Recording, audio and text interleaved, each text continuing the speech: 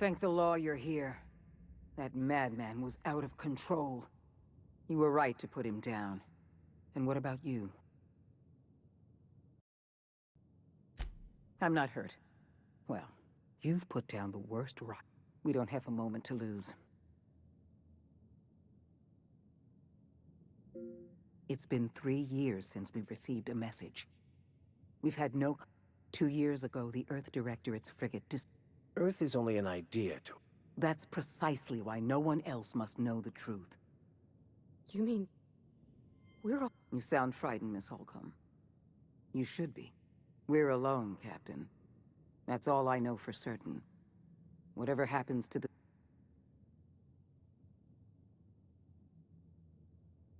Yes, we do have a long road ahead of us. But You're the reason I'm still standing here today. It's time we carried out the probe. I support your decision wholeheartedly.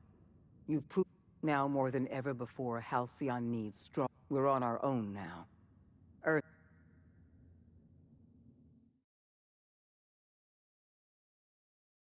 teaches that everything in the universe happens according to the grand plan.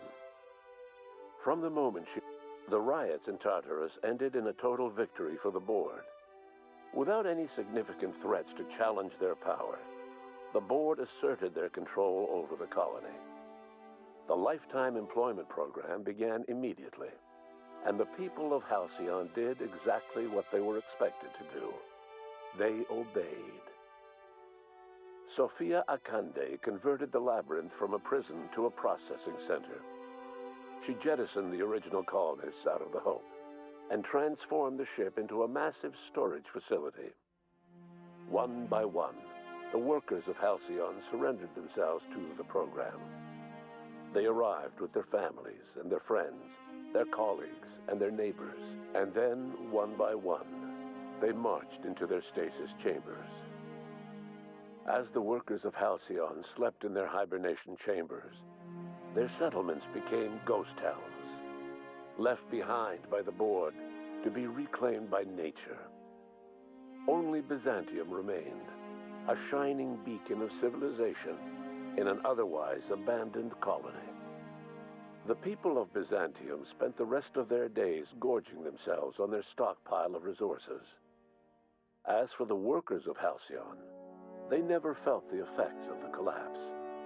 They never felt anything at all. With the Board shuttering many of its smaller townships, Graham was never able to spread his ideals to Byzantium. On Monarch, however, the iconoclast movement swelled, forming the colony's hotbed of philosophical thought and freedom, a consistent counterpoint to the Board's capitalist regime, or so they viewed themselves at least.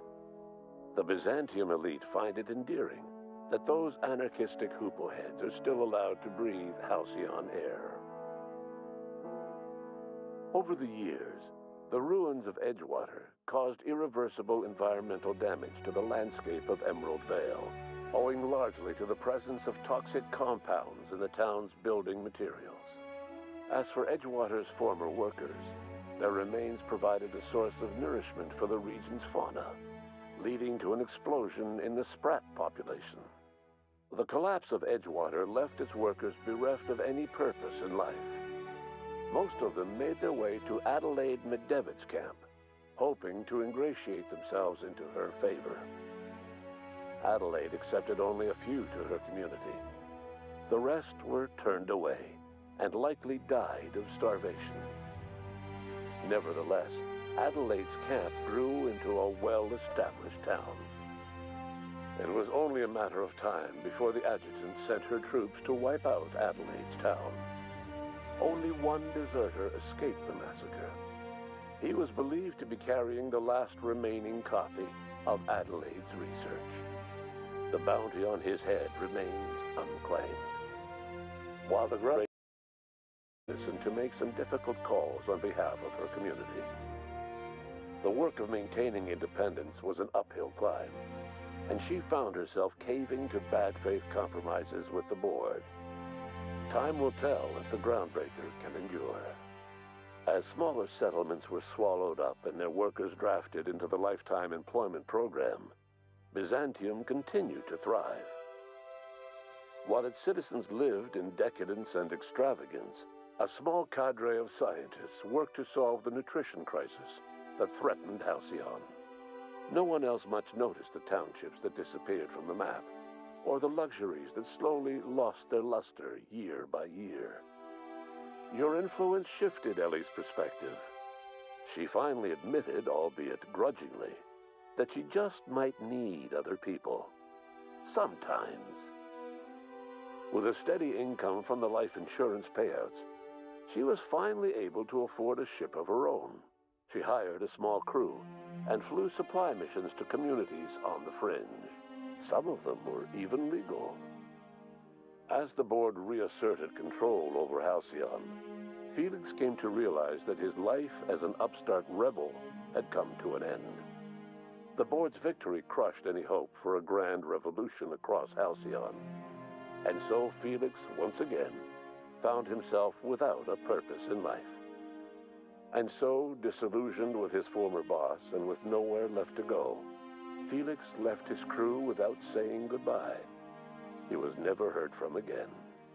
As a reward for his part in her courageous rescue, the adjutant invited the vicar known as Max to become one of the leaders of the Order of Scientific Inquiry.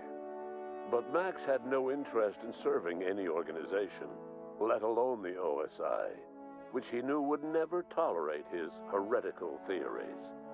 Instead, he attempted to minister to the people of Byzantium. They rejected his ideas, being far too satisfied with their own material comforts. Disillusioned, Max gave up and left the city. He was never heard from again.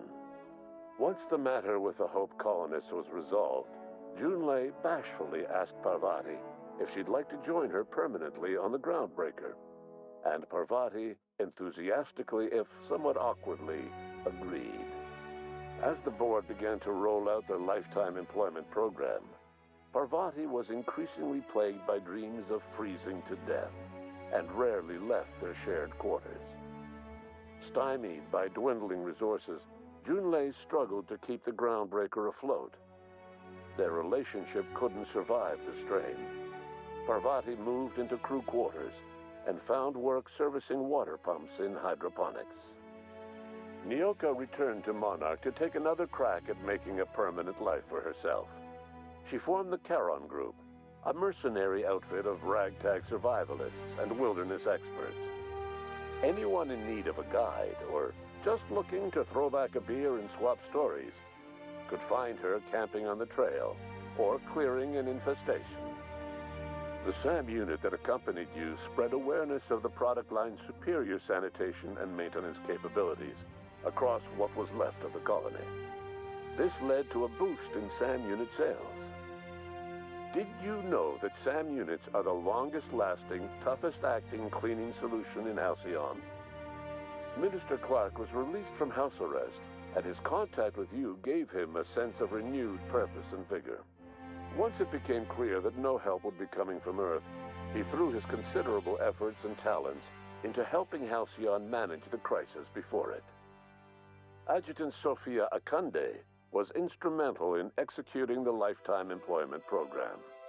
Following the death of Chairman Rockwell, Sophia Akande served as the loyal adjutant to her former freelancer, now the most powerful person in Halcyon. With Halcyon's workers suspended in a state of hibernation, starvation and chaos are problems of the past. The Lifetime Employment Program succeeded in its goals, but that success came at a price. The Halcyon of today is nothing at all like the colony of yesteryear. Power remains concentrated in Byzantium, but all the colony's resources serve the lifestyle of the elite, thereby transforming Halcyon into one of the smallest and most exclusive colonies in the system. And what about you, the unplanned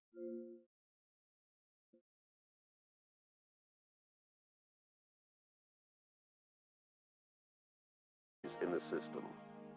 And what about you, the unplanned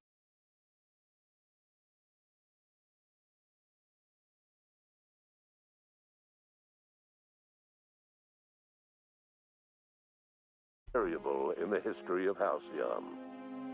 You brought an end to the chaos on Tartarus and proved yourself the most capable leader left in the colony.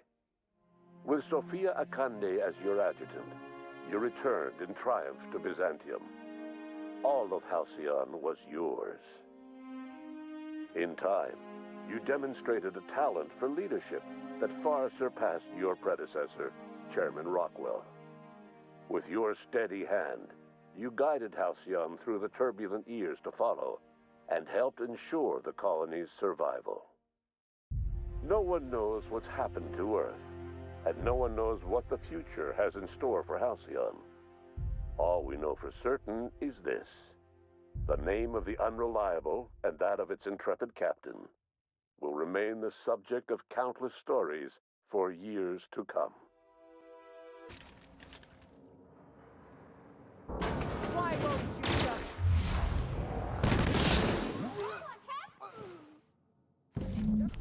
You don't know how glad I am to see you. You did the right thing. Akande was a monster. Her death was much deserved, and long overdue. And you lunatic, you broke into the board's own fortress. I can't tell. When I revived you, we are not a colony anymore.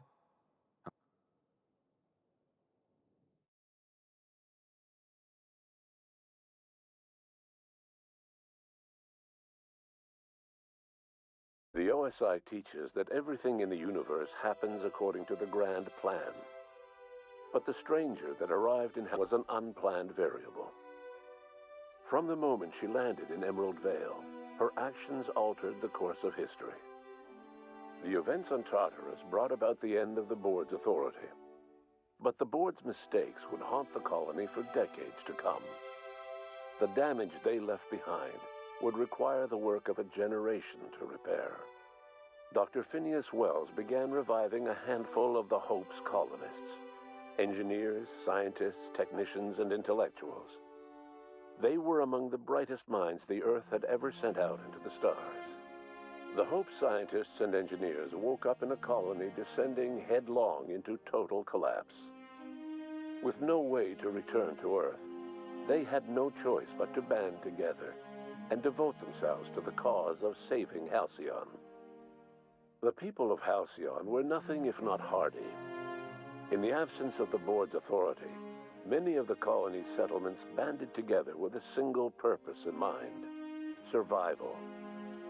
Life was especially hard in the years to come. Some towns dissolved by attrition and starvation, but most of them found a way to carry on. In the years to come, Halcyon was forced to reckon with its newfound freedom. The board was gone, and for better or worse, the colony was responsible for its own destiny. As the colony struggled to survive, the inspirational story of the iconoclasts spread like wildfire, and Graham was able to bring many of the smaller Terra-2 townships into the fold. However, his zealous obsession with spreading the word blinded him to the needs of a growing organization, and the movement was unsustainable at scale. The iconoclast way seemed to work best, and ultimately petered out on Monarch. Without Lilia Hagen, Sublight Salvage fell apart. The company fractured, devolving into a series of unregulated criminal gangs, fences, and smugglers. Their facade of legitimacy quickly faded. In time, the Sublight family was forgotten. The collapse of Edgewater left its workers bereft of any purpose in life.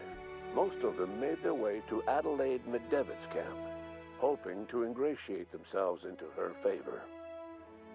Adelaide accepted only a few to her community. The rest were turned away, and likely died of starvation. Nevertheless, Adelaide's camp grew into a well-established town. Adelaide McDevitt refused to cooperate with the ongoing effort to save Halcyon from collapse. A sympathetic deserter stole a copy of her research and delivered it to the Hope's scientists. It is unclear how useful Adelaide's research was. An optimistic estimate suggests her work may have bought Halcyon another few years of survival. Adelaide would never know. She died that winter. Under the leadership of Junlei Tennyson, the ground... I can't tell. When I revived you, we are not a colony anymore.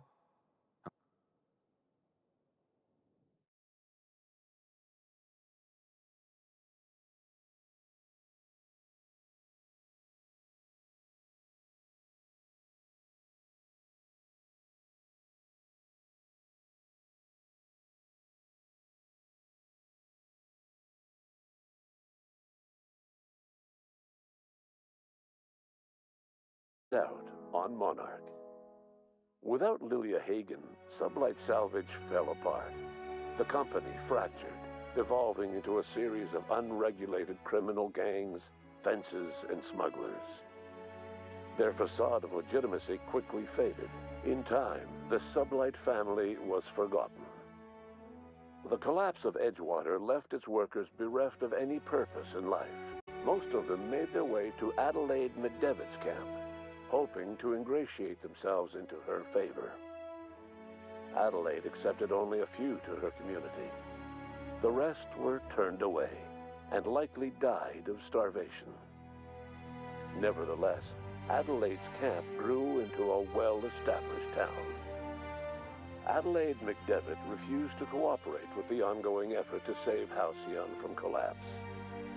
A sympathetic deserter stole a copy of her research and delivered it to the Hope's scientists. It is unclear how useful Adelaide's research was. An optimistic estimate suggests her work may have bought Halcyon another few years of survival. Adelaide would never know. She died that winter. Under the leadership of Junlei Tennyson, the ground firm against corporate influence. The ship's mechanical stability gave Junlei the time to educate a promising generation of engineers, schooled in her family's traditions. The future of the Groundbreaker looks promising.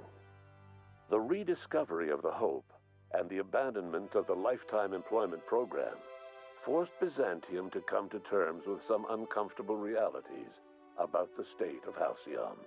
While Byzantines were reluctant to surrender the luxuries they'd grown accustomed to, the board's diminished authority gave them little choice in the matter. Nearly everyone had to learn to make do with less. Some even had to get jobs. It was a dark time indeed. Your influence shifted Ellie's perspective. She finally admitted, albeit grudgingly, that she just might need other people. Sometimes. With a steady income from the life insurance payouts, she was finally able to afford a ship of her own. She hired a small crew and flew supply missions to communities on the fringe. Some of them were even legal. Life in Halcyon was sobering for Felix Millstone. The grand revolution he dreamed of never came. There was no great awakening for the colony, no celebrations in the streets. There was only the hard, desperate work of trying to repair a broken colony. Felix never had a head for numbers, but if there was labor to be done, he was there to help. Eventually, Felix realized that the work of a revolution was done with two hands. As much as he enjoyed his adventures aboard the Unreliable, the vicar, known as Max, eventually decided that it was time to move on, to live out the life he had sought so long to create.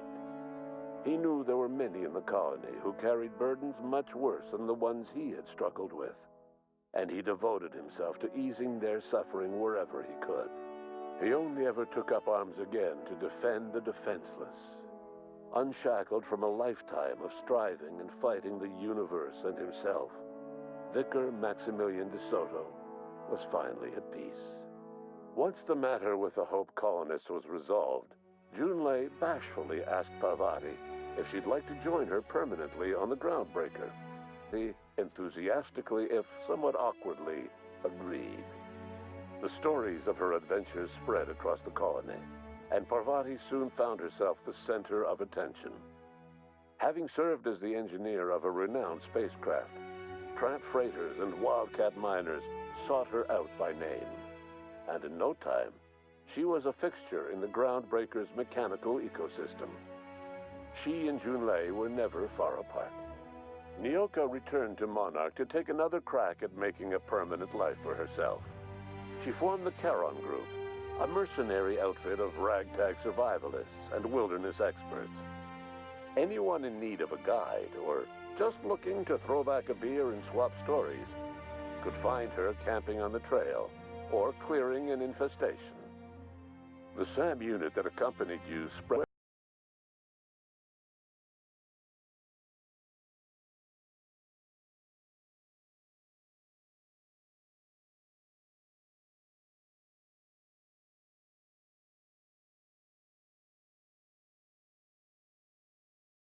looking to throw back a beer and swap stories could find her camping on the trail or clearing an infestation.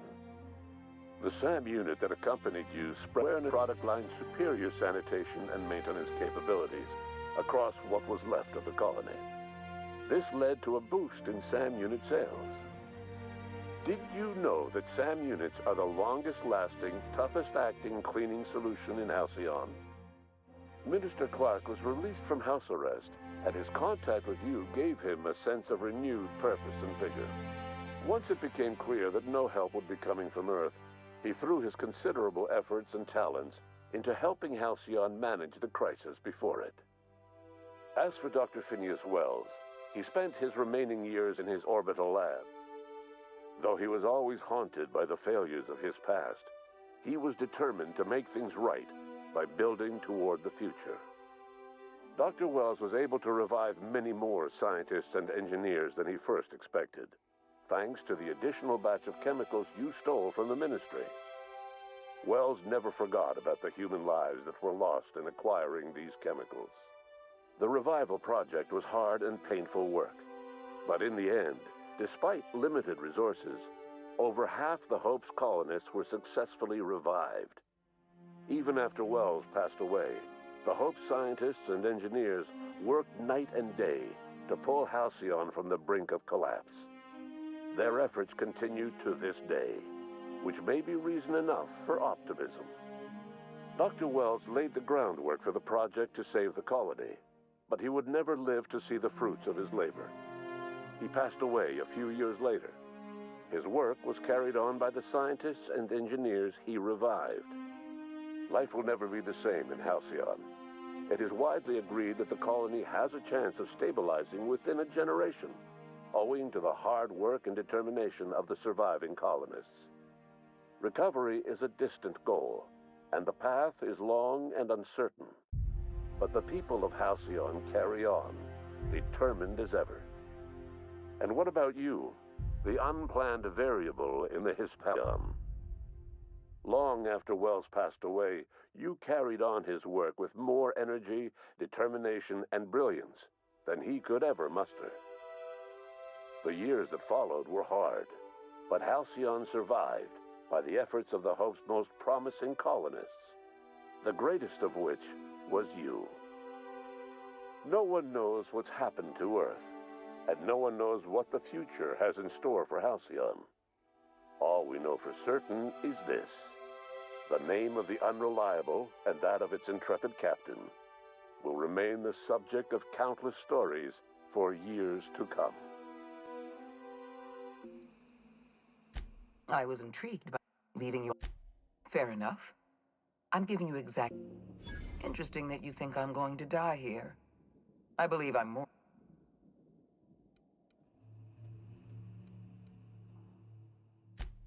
Fair point. I don't know how you've managed.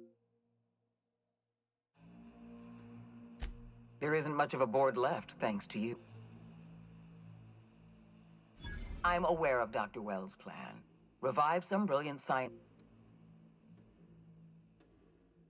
I appreciate... Yes, I'm quite... My... That isn't true. That... You're telling the truth. I just hope you've... The fate of The Lifetime Employment Program. Your influence... Life in Halcyon was sobering, as much as he... Once the Nyoka returned to The SAMU, Minister Clark was released from house arrest. It was widely suspected that Sophia Akande was the true power behind Chairman Rockwell. However, after the riots on Tartarus, she was never again seen in the colony. Various theories circulated as to her fate. Some believed she boarded an interstellar ship capable of journeying to a distant colony. Others believe she died trying to escape Tartarus. Some few suggest she fled to Monarch, where she continued to live among a small band of loyalists. There is another theory, which suggests that Sophia's encounter with you changed her, and she deliberately retreated from public view, but continued supporting the colony in secret. When Dr. Wells began reviving the Hope's colonists, he found himself with a sudden windfall of additional supplies and resources, courtesy of an anonymous donor. If Wells knew who his supplier was, he never told a soul. As for Dr. Phineas Wells, he spent his remaining years in his... Though he was always haunted by the failure, Dr. Wells was able to revive many... The revival project was hard and painful. Dr. Wells laid the groundwork. Life will never be the same. And what about you? You brought an end to the chaos on Tartarus, and left Dr. Wells to his own devices. The affairs of the colony never distracted you from living out your own dreams, to captain a ship, to sail the ether, and to earn a reputation as the greatest spacer Halcyon ever had. No one knows what's happened to Earth, and no one knows what the future has in store for Halcyon. Interesting that...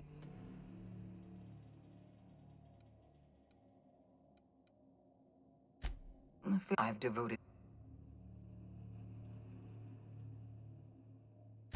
There isn't much of a board... I